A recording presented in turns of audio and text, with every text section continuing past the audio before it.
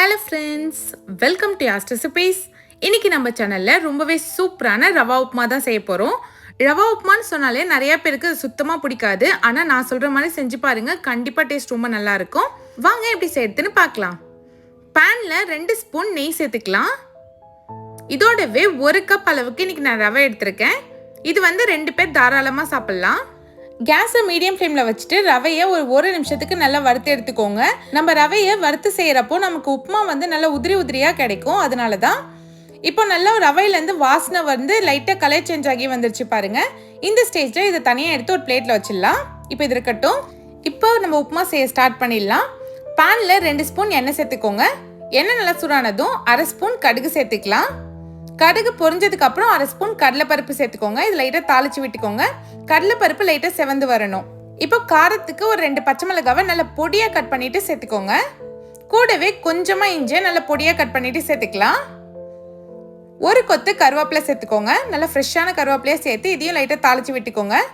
நம்ம சேர்த்த இஞ்சி கருவேப்பிலையிலேருந்து நல்ல ஒரு வாசனை வரும். அந்த அளவுக்கு வதக்கி எடுத்துக்கோங்க. கூடவே 1/2 ஸ்பூன் பெருங்காயத்தூள் சேர்த்துக்கலாம். பெருங்காயத்தூள் சேர்க்குறப்ப ரொம்ப நல்ல வாசனையாக இருக்கும். ஒரு வெங்காயத்தை நல்லா பொடியாக கட் பண்ணிவிட்டு சேர்த்துக்கலாம். சேர்த்துட்டு இதையும் நல்லா வதக்கி விட்டுக்கோங்க. வெங்காயம் ரொம்ப வதங்கணும்னு அவசியம் இல்லை, லைட்டாக கண்ணாடி பதம் வந்தாலே போதும்.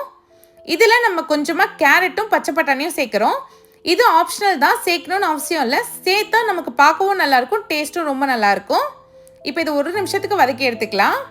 உப்புமாவுக்கு தேவையான அளவுக்கு உப்பு சேர்த்துக்கோங்க. நான் 1 டேபிள் ஸ்பூன் அளவுக்கு உப்பு சேர்த்துருக்கேன்.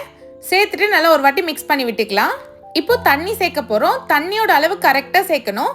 1 கப் ரவை எடுத்தீங்கன்னா 2 கப் அளவுக்கு தண்ணி சேர்க்கணும், கரெக்டாக இருக்கும். தண்ணி சேர்த்துட்டு இதை லைட்டாக ஒரு வாட்டி மிக்ஸ் பண்ணி விட்டுக்கோங்க.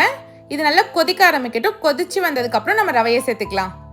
பாருங்கள், தண்ணி நல்லா சலசலன்னு கொதிச்சிடுச்சு. இப்போ நம்ம ரவையை சேர்த்துக்கலாம். ரவையை கொஞ்சம் கொஞ்சமாக சேருங்க. ஒரே டைமில் சேர்த்திங்கன்னா கட்டி கட்டியாக ஆகிடும். ஒரு பக்கம் ரவையை சேர்த்துட்டே கரண்டியை வச்சு மிக்ஸ் பண்ணிகிட்டே இருங்க. அப்போ தான் கட்டி எதுவுமே வராது. கேஸ் லோ ஃப்ளேம்லேயே தான் இருக்கணும். ரவையை கொஞ்ச நேரத்தில் இந்த மாதிரி மிக்ஸ் பண்ணி விட்டுட்டு இருந்தீங்கன்னா இந்த மாதிரி உதிரி உதிரியாக ஆகிடும். லாஸ்ட்டாக 1 டேபிள் ஸ்பூன் அளவுக்கு நெய் சேர்த்துக்கோங்க. நெய் சேர்க்குறப்போ நமக்கு ரவா உப்புமா ரொம்பவே சுவையாக இருக்கும். கண்டிப்பாக ட்ரை பண்ணி பாருங்கள். இப்போ பாருங்கள், நல்லா உதிரி உதிரியாக வந்துருச்சு. கேஸ் ஆஃப் பண்ணிடலாம். ரவா உப்புமா பார்க்குறப்பவே தெரியும் எந்த அளவுக்கு உதிரி உதிரியாக சூப்பராக வந்திருக்குன்னு. அவ்வளோதான், சூப்பரான ரவா உப்புமா ரெடி ஆயிடுச்சு.